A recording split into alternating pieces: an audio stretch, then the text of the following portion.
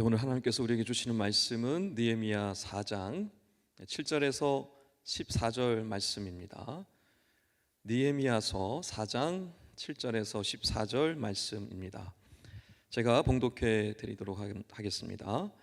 산발락과 도비아와 아라비아 사람들과 암몬 사람들과 아스돗 사람들이 예루살렘 성이 중수되어 그 허물어진 틈이 메꾸어져 간다함을 듣고 심히 분노하여 다 함께 꾀하기를 예루살렘으로 가서 치고 그곳을 요란하게 하자 하기로, 우리가 우리 하나님께 기도하며 그들로 말미암아 파수꾼을 두어 주야로 방비하는데, 유다 사람들은 이르기를 흙무더기가 아직도 많거늘 짐을 나르는 자의 힘이 다 빠졌으니 우리가 성을 건축하지 못하리라 하고, 우리의 원수들은 이르기를 그들이 알지 못하고 보지 못하는 사이에 우리가 그들 가운데 달려들어가서 살육하여 역사를 그치게 하리라 하고, 그 원수들의 근처에 거주하는 유다 사람들도 그 각처에서 와서 10번이나 우리에게 말하기를 너희가 우리에게로 와야 하리라 하기로, 내가 성벽 뒤에 낮고 넓은 곳에 백성이 그들의 종족을 따라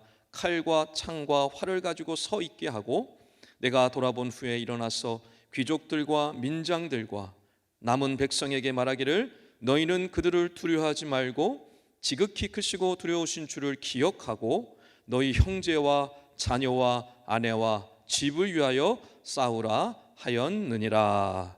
아멘. 할렐루야. 귀한 또 복된 자리에 나오신 여러분 환영하고 축복합니다. 서로 한번 인사하겠습니다. 잘 오셨습니다. 축복합니다. 좀 큰 소리로 인사했으면 좋겠습니다. 옆에 있는 친구들을 이렇게 바라보시면서 다시 한번 인사하겠습니다. 은혜 받읍시다. 축복합니다. 그리스도인들이 착각하는 것들이 좀 있습니다. 신앙생활 잘하면 만사가 형통하게 될 것이라는 생각입니다. 예수 잘 믿으면 좋은 학교 가고 좋은 직장 들어갈 수 있다라는 생각을 합니다. 여러분 정말 그런가요? 예수 잘 믿으면 사업 성공하고 하는 일마다 잘 되고 번창할 것이다 라고 생각을 합니다. 여러분 정말 그런가요? 만약 그렇다고 한다면 심각한 문제가 생깁니다.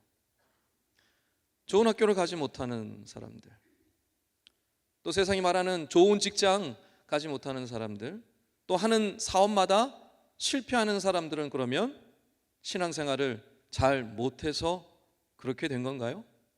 정말 그런 건가요? 또 반대로 생각해 볼 수도 있습니다. 누군가가 좋은 직장에 가고 좋은 학교에 들어가고 하는 사업마다 성공을 했다고 해봅시다. 그런데 좋은 학교 가기 위해서, 좋은 직장 가기 위해서, 사업에 성공을 하기 위해서 주일 성수를 하나도 하지 않았어요. 교회 나와서 봉사하고 섬긴 적이 한 번도 없습니다. 자, 그렇다면 잘 되는 것, 만사 형통하는 것, 좋은 학교, 좋은 직장 들어가는 것이 과연 신앙생활 잘해서 들어가는 것이다 라고 말할 수 있을까요? 아닙니다. 그래서 예수 잘 믿으면 만사 형통한다 라는 그 명제는 여러분 틀린 것입니다. 신앙생활 하다 보면 오히려 신앙 때문에 더 어렵고 더 힘든 상황들이 펼쳐지는 경우들이 훨씬 더 많습니다. 예를 들어서 아브라함을 한번 생각해 보세요, 여러분.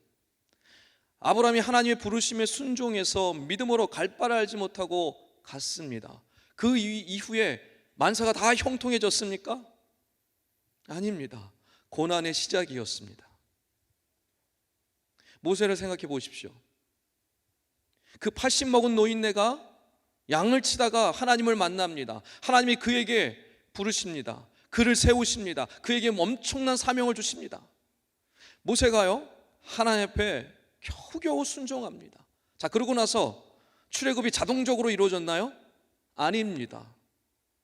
애굽의 바로와 싸워야 했고 끊임없이 늘 불평하는 백성들의 원망과 불평을 늘 들어야 했습니다. 엘리야는 어떻습니까? 갈멜사 전투에서 850대 1의 싸움을 승리했습니다. 그리고 그 이후에 승승장구했나요? 아니요. 이세벨이 그를 잡아 죽이려고 살해 협박을 해가지고 온갖 협박을 했습니다. 그 협박에 도망다니는 삶을 살았습니다. 여러분, 이처럼요, 믿음 생활하려고 하고 하나님의 말씀대로 순종하려고 하고 하나님의 뜻에 따르려고 할 때 더 어려운 일들이 일어나고 더 힘든 상황들이 우리 가운데 펼쳐지는 것을요, 우리는 성경을 통해서도 볼 수가 있습니다. 자, 그렇다면 질문은 이것이죠. 하나님은 왜 우리를 그런 고난의 자리에 내버려 두시는가입니다. 왜 믿음 생활 열심히 하는 사람들에게, 왜 하나님의 뜻에 순종하려고 애를 쓰는 사람에게 왜 더 힘들고 더 험난한 일이 일어났느냐라는 것입니다. 왜 그럴까요? 하나님께서 그의 인생 가운데에 하나님이 살아계심을, 하나님이 역사하여 주심을 보여주시기 위함입니다.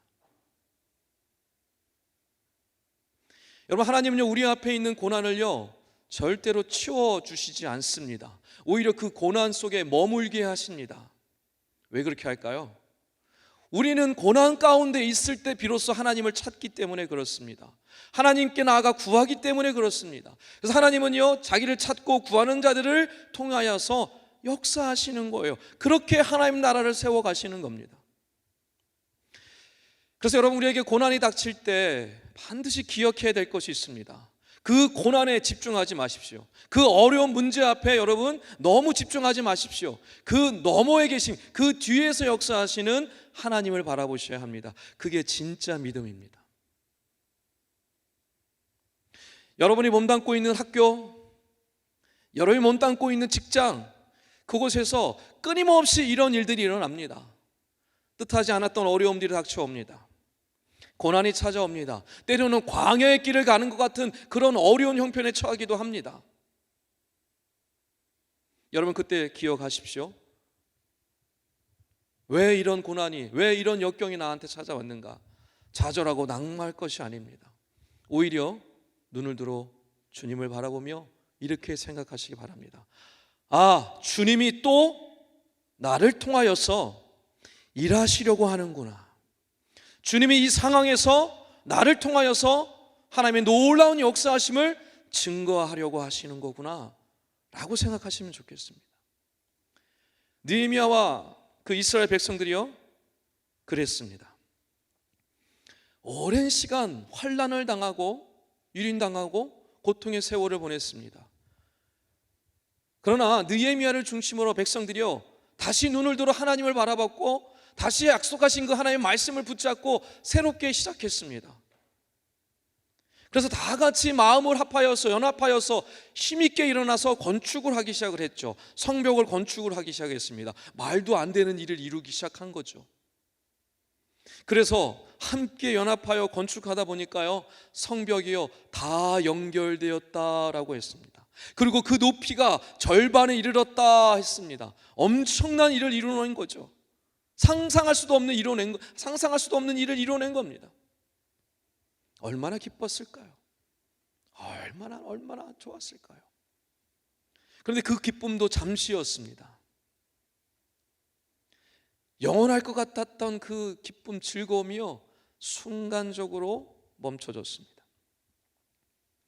사마리아 총독이었던 산발렛이요, 그 건축되어져 가는 모습을 보고 조롱하고 비난하기 시작했습니다. 그리고 본격적으로 외부의 공격이 시작되어졌습니다. 뿐만 아니라 내부에서도 백성들 가운데에 이 성벽 건축을 반대하는 사람들이 생겨나기 시작했습니다. 너무 힘들다라는 거예요. 너무 어렵다라는 거예요.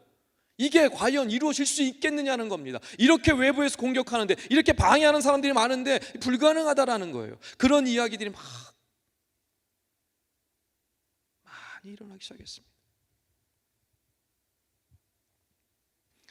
여러분, 우리도 똑같습니다.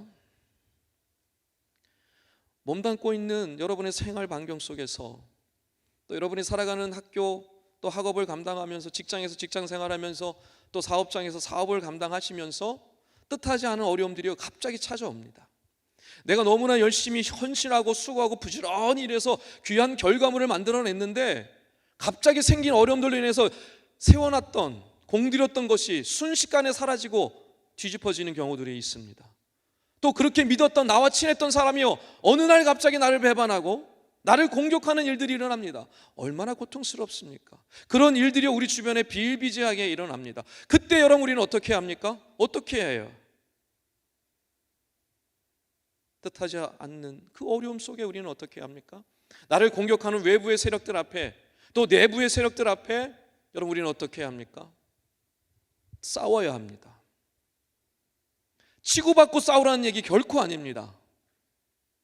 믿는 자답게 잘 싸워야 합니다.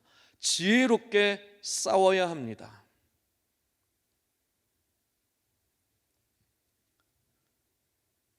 여러분 우리의 싸움은요 혈과 육의 싸움이 아니라라고 분명히 말씀하고 있습니다. 에베소 6장 12절 말씀입니다. 우리가 다 같이 한번 읽어봤으면 좋겠습니다. 우리의 씨름은 시작. 우리의 씨름은 혈과 육을 상대하는 것이 아니요 통치자들과 권세들과 이 어둠의 세상 주관자들과 하늘에 있는 악의 영들을 상대함이라. 아멘. 여러분 우리의 싸움의 대상은요 사람입니까? 아닙니다. 여러분 이 사실을 놓치시면 안 됩니다. 내 싸움의 대상은요 사람이 아니에요. 그 너머에 있는 악한 영들입니다.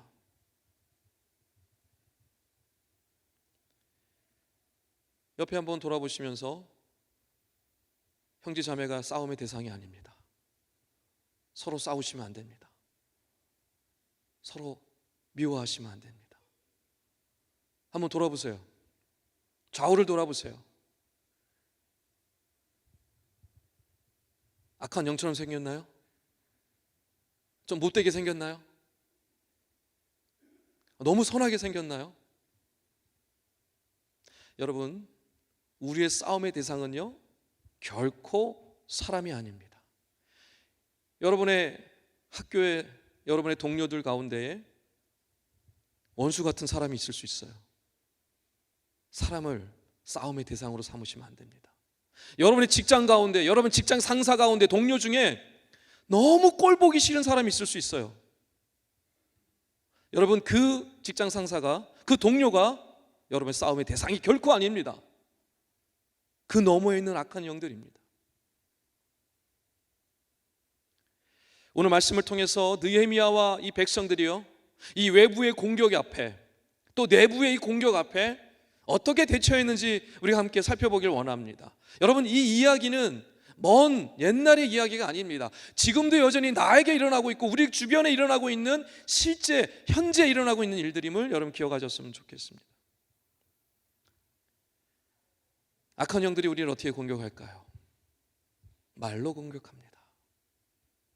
여러분 주변에 있는 동료들, 직장, 또 사업장, 학업을 감당하는 여러분 학교 속에서 가장 힘들게 하는 게 뭡니까? 관계죠. 그 관계의 중심에 뭐가 있습니까? 말이 있습니다. 악한 영은 말을 아주 교묘하게 사용합니다. 분별할 수 있으셔야 합니다. 똑바로 볼 수 있어야 합니다. 느헤미야 4장 2절 말씀에 이 사마리아 총독 산발랏이 이스라엘 백성들을 비난하고 조롱하는데요 아주 우습게 여기면서 5가지의 반어법으로 질문을 합니다. 어떤 질문을 하는가 여러분 눈여겨보셔야 합니다. 이게 지금 우리 주변에서 악한 영들이 나에게 속삭이는, 나를 공격하는 그런 비난의 말들임을 여러분 기억하셔야 합니다. 2절 말씀 다 같이 한번 읽어보도록 하겠습니다. 시작. 자기 형제들과 사마리아 군대 앞에서 일러 말하되 이 미약한 유다 사람들이 하는 일이 무엇인가? 스스로 경고하게 하려는가? 제사를 드리려는가? 하루의 일을 마치려는가? 불탄 돌을 흙무더기에서 다시 일으키려는가? 하고 아멘. 5가지 질문이 나옵니다. 이 5가지 질문이요 여러분 우리 주변에서 그대로 여러분에게 이루어지고 있습니다. 악한 영이 여러분에게 속삭이고 있어요. 잘 분별하셔야 합니다.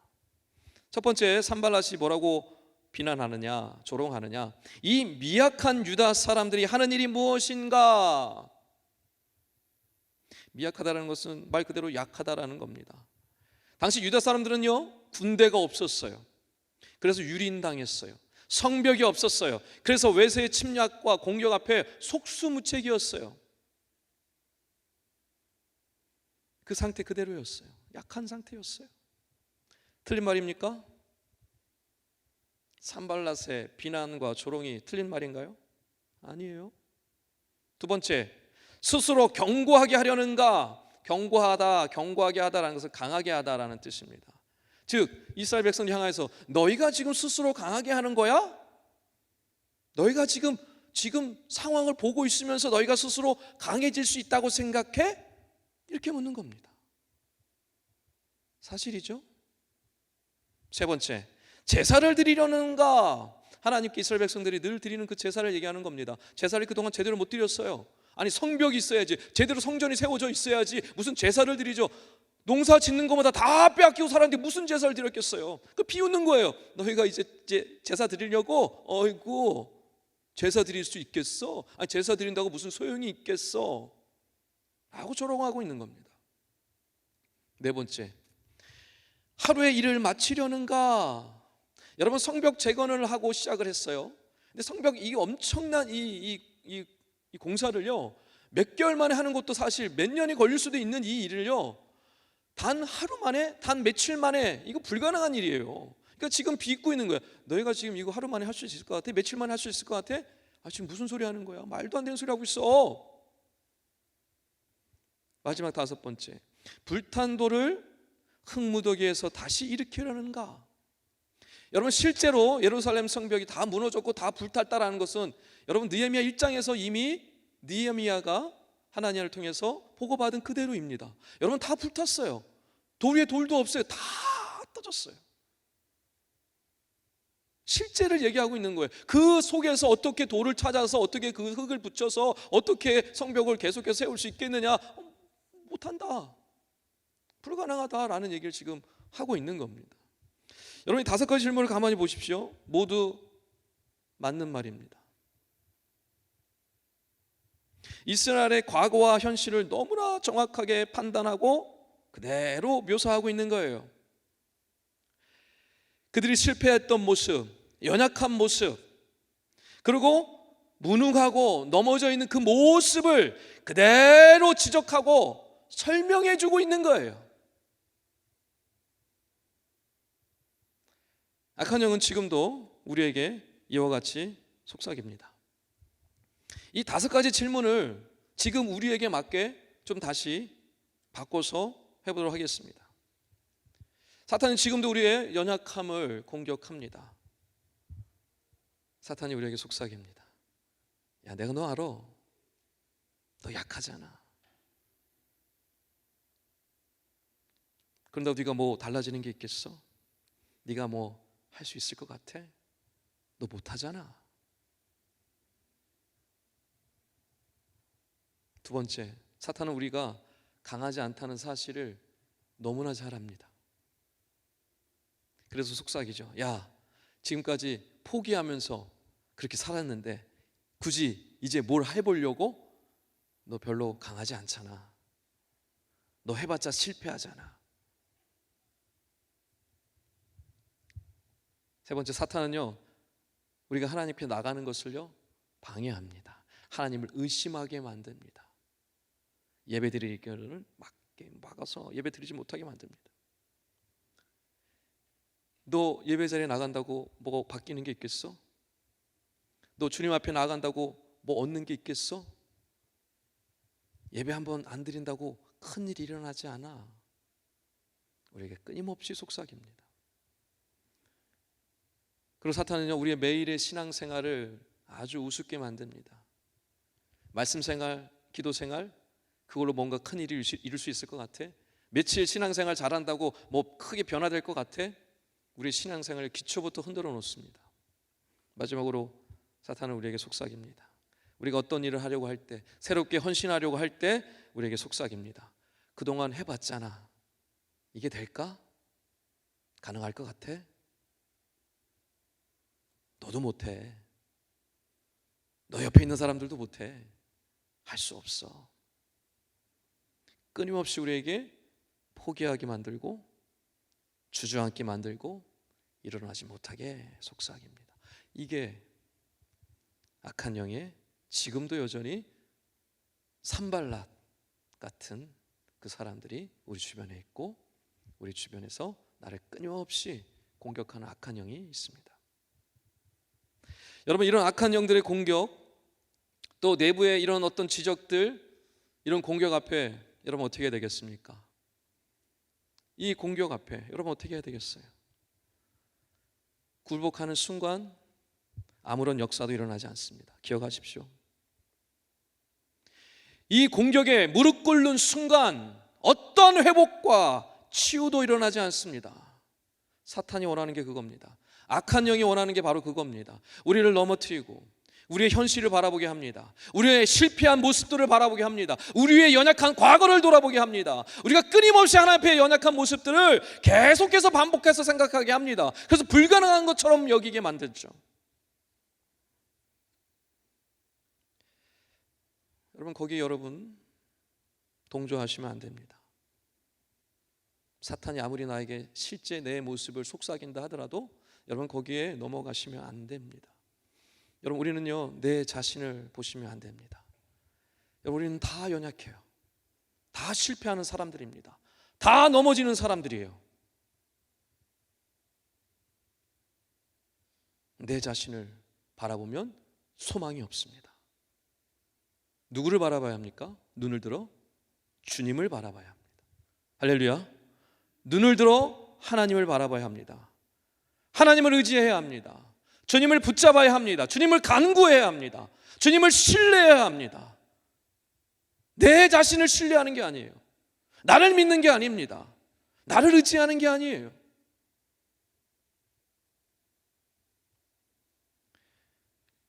믿음의 눈을 들어 주님을 바라보시기 바랍니다. 히브리서 11장 1절 말씀 너무나 잘 아는 말씀이죠. 믿음 바라는 것들의 실상이요 보이지 않는 것의 증거라 그랬습니다. 여러분, 보이는 것 바라보지 마십시오. 보이지 않는 것 바라보십시오. 바라는 것 바라보십시오. 보이지 않는 주님을 바라보십시오. 그러나 살아서 역사하신 그 하나님의 선하신 손을 의지하시기 바랍니다. 보이지 않는 하나님의 선한 손을 의지하는 사람은 일어설 수 있습니다. 이길 수 있습니다. 새로워질 수 있습니다. 회복될 수 있습니다. 놀라운 능력으로 역사할 수 있습니다.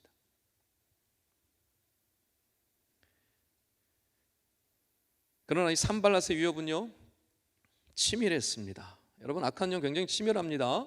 한 번으로 끝나지 않습니다. 끊임없이 우리를 공격합니다. 반복해서 우리를 힘들게 합니다. 우리를 넘어뜨리게 하는 건요 한 번으로 끝나지 않습니다. 여러분 기억하십시오. 사단은 끊임없이, 악한 영은 끊임없이 우리를 공격합니다. 지금 이 순간에도 공격하고요, 내일도 공격할 거고요, 모레도 공격할 겁니다. 늘 기억하셔야 합니다. 산발랏이요 끊임없이 이스라엘 백성들을 괴롭히고 공격하는 거요 끝까지 갑니다. 끝까지 갑니다. 오늘 산발랏이 이제 어떻게 작전을 펼치고 어떻게 공격하는지요 한번 보십시오. 오늘 7절 8절 말씀인데요, 다시 한번 읽도록 하겠습니다. 오늘 4장 7절 8절 말씀입니다. 같이 읽습니다. 산발랏과 시작.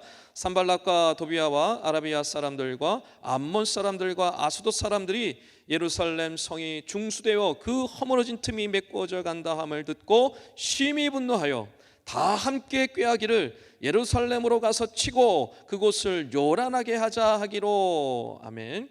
당시 산발랏이 속한 사마리아는 이스라엘의 북쪽에 있었습니다. 그리고 이 이스라엘 백성이 예루살렘 성을 중심으로 이 지금 사마리아는 북쪽에 있는 거고요. 그 다음에 아라비아는요 예루살렘 성의 남쪽에 위치해져 있습니다. 그리고 암몬은요 예루살렘 성의 동쪽에 위치해져 있고요. 그 다음에 이 아스돗은 예루살렘 성의 서쪽에 위치하고 있습니다. 여러분 지금 그림으로 그릴 때 어떤 형상이 되었습니까? 사방으로 우겨쌈을 당한 상황입니다. 한 군데에서 공격을 들어오는 게 아니라 동서남북 사방에서 지금 공격이 들어오고 있는 상황이고, 이 계획을 주변에 있는 이 민족들이 이 예루살렘 성을 막고 이스라엘 백성들을 짓밟기 위해서 치밀하게 계획을 세우고요, 사방에서 동시에 공격하려고 준비를 하고 있는 거예요. 이런 위급한 상황 속에서 느헤미야와 이스라엘 백성은 어떻게 했을까요? 어떻게 했을까요? 9절 말씀입니다. 9절 제가 읽어드립니다. 우리가 우리 하나님께 기도하며 그들로 말미암아 파수꾼을 두어 주야로 방비하는데. 아멘. 여러분, 모든 백성이 함께 기도하기 시작을 했습니다. 여러분, 기도하는 겁니다. 그런데 여기서 중요한 것은 기도만 하지 않았다라는 사실이에요. 파수꾼을 세웠습니다. 파수꾼을 왜 세웠을까요? 언제 쳐들어올지, 어디서 쳐들어올지 알 수가 없잖아요. 사방이 지금 우겨쌈을 당했는데 파수꾼이 없으면 공격 들어오는 거 속수무책으로 당할 수밖에 없습니다. 그래서 파수꾼을 세우는 거예요. 하나님 앞에 기도하고 간구합니다. 하나님, 저들을 물리쳐 주시옵소서, 저들을 내버려 두지 마시옵소서. 앞서 이미 4절 5절에서 느헤미야가 백성들과 함께 기도하는 그 내용이 바로 그것입니다. 저들을 결코 내버려 두지 마시옵소서. 하나님의 뜻을 거스르고 하나님의 백성들을 조롱하는 저들을 하나님이 심판해 달라고 굉장히 강력하게 기도합니다. 하나님께 기도하는 거예요. 그리고 기도만 하는 것이 아니라 지금 해야 할 일을요 찾아서 그 일을 하고 있는 겁니다. 파수꾼을 세우는 거예요. 여러분, 어려울 때마다 기도해야 합니다. 이건 당연한 이야기입니다. 그런데 이 당연한 이야기를 우리는 잘 귀 기울여 듣지 않습니다. 어려운 일이 당할 때, 외부의 공격이 들어올 때, 내부의 공격이 들어올 때, 악한 영의 공격이 들어올 때 내 스스로 이기려고 하는 순간 무너져 내릴 수밖에 없습니다. 내 능력으로 극복하려고 하는 순간 결국에는 넘어질 수밖에 없습니다. 그러나 기도할 때, 하나님 앞에 부르짖을 때 하나님께서 이기게 하시는 줄 여러분 믿으시기 바랍니다. 중요한 게 있습니다. 기도만 하지 않는 거예요. 기도만 하고 머무는 것이 아닙니다. 기도하고요, 내가 할 일을 하는 겁니다. 부지런히 감당하는 겁니다. 게으르지 않는 겁니다. 여러분, 파수꾼이 게으르면 어떻게 될까요? 파수꾼이 그 역할 제대로 하지 못하면 어떻게 될까요? 들어옵니다. 공격 끝나는 겁니다. 기도하고 깨어 있어서 기도할 뿐만 아니라 내가 해야 할 일 열심히 감당하는 겁니다. 부지런히 게으르지 않게 열심히 감당하는 겁니다. 그러면요, 하나님이 놀랍게 역사하시는 겁니다. 그리고 조심해야 될 게 있습니다. 여러분, 내부에 간첩이 되지 않으셨으면 좋겠어요. 내부의 첩자가 되지 않았으면 좋겠어요. 내부의 원수가 되지 않았으면 좋겠어요. 10절 말씀이 바로 그 말씀입니다. 제가 읽어드립니다. 유다 사람들은 이르기를 흙무더기가 아직도 많거늘 짐을 나르는 자의 힘이 다 빠졌으니 우리가 성을 건축하지 못하리라 하고, 몇몇 사람들이 이제 분평이 나오기 시작을 한 거예요. 몇몇 사람들이 이제 나 힘 다 빠졌다, 이렇게 할 일이 아직도 많은데 이제 나 힘 다 빠졌어, 나는 끝났어, 나는 더 이상 못해, 나는 이제 할 수가 없어, 나는 이제 딴 데 가볼 테니까 너희네들이 알아서 해, 지금 이렇게 얘기하고 있는 겁니다. 여러분, 나만 힘든가요? 온 백성이 힘듭니다. 모두가 다 힘든 상황이죠. 근데 나만 살겠다고, 나만 좀 편해보자고 한두 사람이 빠지기 시작하면 성벽 건축이 어떻게 되겠습니까? 수포로 돌아가는 거죠. 더 이상 성벽 건축은 끝나는 겁니다. 한두 명의 그런 생각이, 몇몇 사람들의 그런 안일한 생각이요, 공동체 전체를 위험에 빠뜨릴 수 있다는 것을 여러분, 우리는 기억해야 합니다. 여러분, 싱크 청년부가 무언가를 새롭게 하고 싱크 청년부가 회복되기 위해서는요, 모두가 함께 동참하셔야 합니다. 몇몇 사람들만 헌신한다고 결코 새로워지지 않습니다. 결코 회복되지 않아요.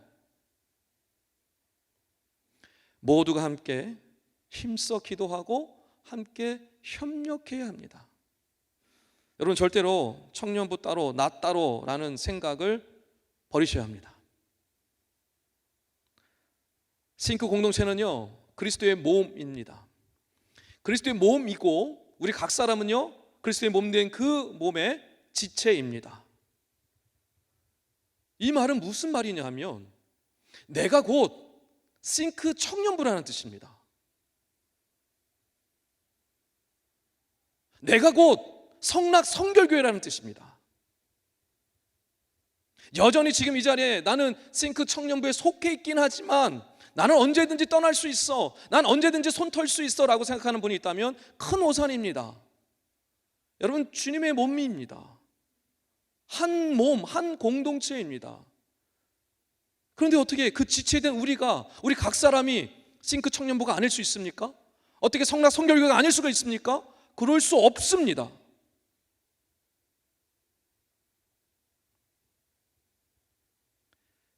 여러분, 우리 각 사람이 싱크 청년부입니다. 여러분 한 사람 한 사람이 싱크 청년부입니다. 여러분 한 사람 한 사람이요 성락 성결교회입니다. 그 마음으로 살아가셔야 합니다. 여러분을 만나는 사람이요, 직장에서, 학업에서, 사업장에서 여러분을 볼 때 뭘 보는 줄 아십니까? 여러분의 모습, 얼굴을 보겠죠? 뭘 보는 줄 아십니까? 여러분이 다니는 교회를 보는 겁니다. 여러분이 속해 있는 청년부를 보는 겁니다. 여러분이 그 현장에서, 삶의 현장에서 싱크 청년부로 사는 거예요. 성락 성결교회를 살아가는 거예요. 그리스도의 몸으로 살아가는 겁니다.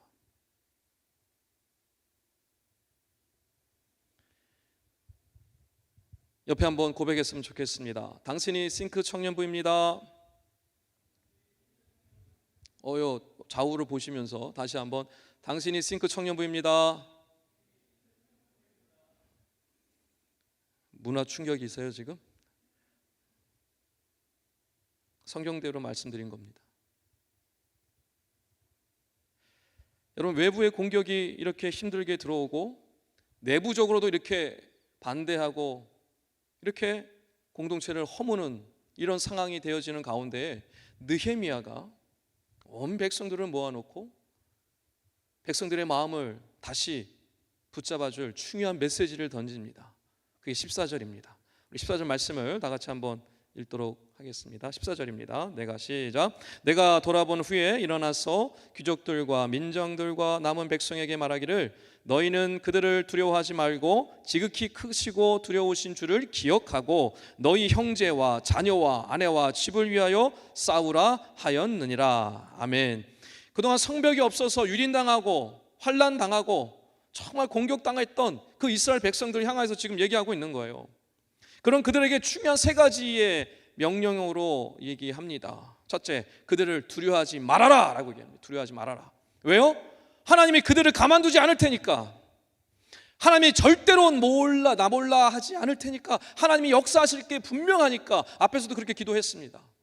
하나님께서 역사하실 걸 믿기 때문에 그들을 두려워하지 말아라. 하나님이 그들을 가만두지 않을 것이기 때문에 두려워하지 말아라 라고 얘기하고 있는 겁니다. 여러분, 두려워하지 마십시오. 여러분을 공격하고 여러분을 힘들게 하고 여러분의 믿음 생활을 방해하는 사람들을요, 하나님이 가만두지 않을 겁니다. 두 번째, 지극히 크신 주를 기억하라 라고 말씀합니다. 하나님을 기억하라는 겁니다. 하나님이 어떻게 지금까지 역사하셨는지요 잊지 말라라고 얘기하는 겁니다.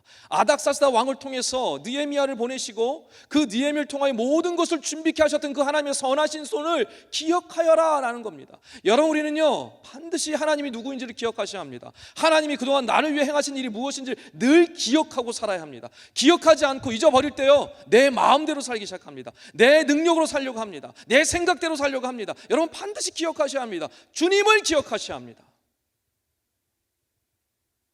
그럴 때 능력이 나옵니다. 마지막으로 싸우라라고 얘기합니다. 싸우라. 참으라라고 얘기하지 않습니다. 그냥 용서해라 말하지 않습니다. 그냥 공격받는 대로 당해라라고 말하지 않습니다. 싸워라라고 얘기합니다. 아주 강력한 명령입니다.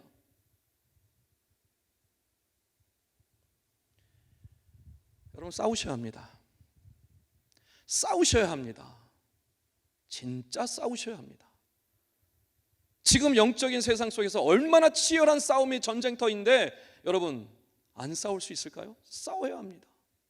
왜요? 그 뒤에서 얘기합니다. 너희라는 단어는 형제에만 붙어 있습니다. 그런데 히브리어 원문을 보면 이 너희라는 단어마다 다 붙어 있습니다. 이렇게 되어 있습니다. 너희 형제를 위하여, 너희 자녀를 위하여, 너희 아내를 위하여, 너희 집을 위하여 싸우라. 강조법에, 히브리인들의 강조법, 각 단어마다 강력하게 얘기하고 있습니다. 이게 무슨 말입니까? 지금 이 싸움은 너 한 사람을 위한 싸움이 아니라는 겁니다. 너의 형제, 너의 자녀, 너의 아내, 너의 집, 우리 모두를 위한 싸움이니 싸워라 라고 얘기하고 있는 겁니다. 여러분이 꼭 기억했으면 하는 것이 있습니다. 공동체가 살아야 내가 삽니다. 공동체 예배가 살아야 내 예배가 삽니다. 소그룹 모임이 건강하게 은혜가 넘쳐야지 내가 삽니다. 공동체 안에 섬김이 넘치고 사랑이 넘칠 때 내가 삽니다. 공동체가 살아야지 내가 사는 거예요. 내 영이 살아납니다. 그리고 그 살아난 영으로 세상에 나가서 승리하는 삶을 살아갈 수 있는 것이죠. 여러분, 주님께서 교회를 세우시고 믿음의 공동체를 세우신 이유가 무엇입니까? 우리를 위함이죠. 우리가 그리스도인답게 살아가게 하기 위해서, 세상에서 빛을 발하며 살아가도록, 세상에서 제사장 나라로, 왕같은 제사장 나라로 살아가도록 하나님 우리를 위해서 공동체를 세워주신 겁니다. 우리 교회를 세워주신 거예요. 싱크 공동체를 세워주신 겁니다. 그렇기 때문에 내가 속한 이 믿음의 공동체가 먼저 살아야 하는 거예요. 여러분, 한 사람 한 사람이 살아야 되는 것도 중요하지만 우리 공동체가 살아날 때 한 사람 한 사람이 자연스럽게 살아나는 겁니다. 근데 안타깝게도 스스로 한번 살아보겠다고, 스스로 한번 성공을 이뤄보겠다고 공동체를 떠나는 지체들이 있습니다. 너무나 안타깝습니다.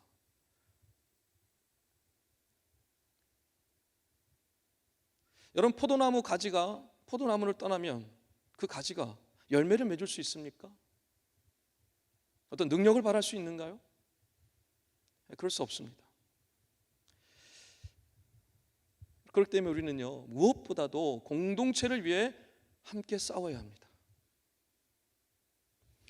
외부적으로 내부적으로 악한 영의 공격은요, 수도 없이 일어나고 있습니다. 매일매일 순간 일어나고 있다고 봐도 틀리지 않습니다. 그런데 우리가 싸우지 않는다? 지는 게임이 될 수밖에 없습니다. 어떻게 싸워야 됩니까? 주를 기억하며 싸우셔야 합니다. 주님의 선하신 손이 연약한 우리를 지키시고 보호하시고 이기게 하실 것을 믿고 그것을 기억하면서 싸우셔야 합니다. 혼자 싸울 게 아닙니다. 공동체와 같이 함께 힘을 합하여 기도하며 싸워야 합니다. 우리 싱크 청년부가 그런 싸움을 싸웠으면 좋겠습니다. 바라옵기는 여러분, 어떤 어려움 속에 있다고 하더라도, 어떤 고난, 어떤 힘든 험난한 가운데 있다고 하더라도 여러분, 외부의 공격 속에서, 내부의 공격 속에서 이길 수 있는 것은 꼭 하나입니다. 주님을 기억하고 싸우는 겁니다. 그 사실을 기억하십시오.